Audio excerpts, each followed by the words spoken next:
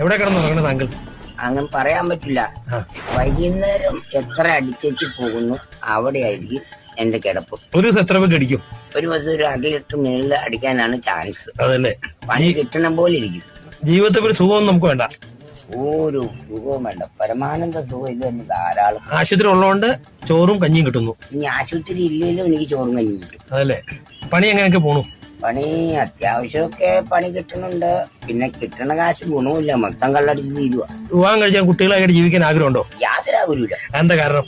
കാരണം എന്ന് പറഞ്ഞു കഴിഞ്ഞാൽ ഈ ഒരു പെണ്ണിനെ കിട്ടിക്കഴിഞ്ഞാൽ ആ പെണ്ണ് 4 മാസം കഴിയുമ്പോൾ അടുത്ത ആളുടെ കൂടെ പോകും. അതിന് മറ്റും കെട്ടാണ്ടിരിക്കുക. കൊള്ളാം.